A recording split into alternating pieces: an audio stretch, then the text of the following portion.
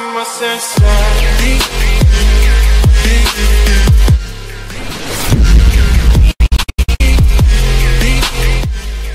Des Moines, Iowa. A cross-examination about how unpopular the president is probably wasn't what Ronna Romney McDaniel had in mind when she decided to spend the first anniversary of Donald Trump's election in Iowa. But there the Republican National Committee chairwoman was Wednesday night, in a battleground state she believes is trending red, and people couldn't stop talking about Tuesday night's disaster in Virginia, a battleground state she believes is trending blue. Ed Gillespie, one of McDaniel's RNC predecessors, lost his bid for governor. Democrats made big, confidence-boosting gains in the state legislature. And now GOP leaders are trying hard not to panic as they brace for brutal midterm elections. Even Sean Spicer, Trump's former White House press secretary, couldn't avoid the unpleasant topic while warming up the crowd for McDaniel at the Iowa Republican Party's Reagan dinner. "I now have to live through 4 more years of a Democratic governor because not enough people knocked on the doors, told their neighbors how important it was, told their neighbors about how our policies are different," complained Spicer, a Virginia resident.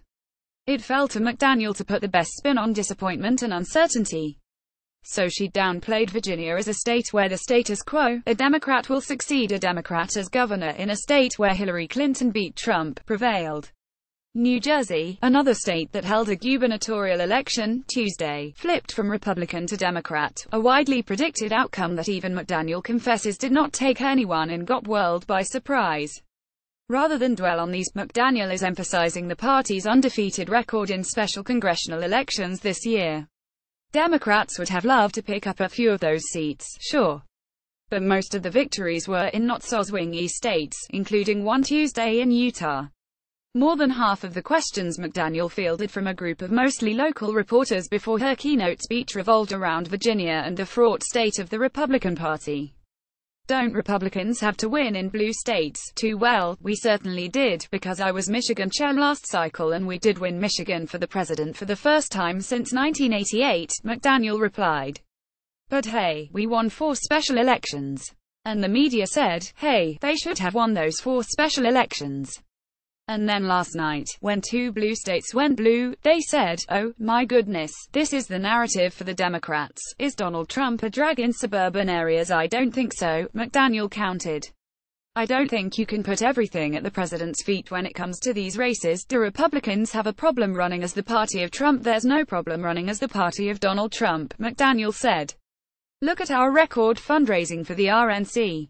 We passed the $100 million mark for the first time in a post-presidential year, mainly on the support of small-dollar donors that are giving under $200.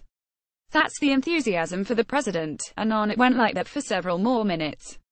There even was a question about Steve Bannon, the Breitbart executive and former Trump White House strategist who is threatening to recruit primary challenges against Republican senators next year. Bannon spent Wednesday night speaking at a GOP event in McDaniel's Michigan. "We'll see what ends up happening and where he actually runs candidates," McDaniel said. "I always think primaries are helpful because it gets your candidates ready and sharpened for the general, although I do carry concerns if we spend too many resources in primaries." About the only break McDaniel got from reporters were a couple of questions about Iowa's prominence in presidential politics. Let the record show that the RNC chairwoman said she doesn't see anything changing with Iowa's status as host of the nation's first caucus. Later, in an interview with BuzzFeed News, McDaniel said she was surprised by how focused they were on last night. Like Gillespie, McDaniel hails from the establishment branch of the Republican family tree. She spoke warmly Wednesday of traveling to Iowa to campaign for her uncle, Mitt, the 2-time presidential candidate, who has emerged as a Trump scold. But she has embraced Trump in Trumpism. Gillespie only embraced the latter in his race, creating a sort of hybrid candidacy and limiting the president's direct involvement to a few last-minute tweets and robocalls. Does McDaniel think Gillespie should have campaigned with Trump?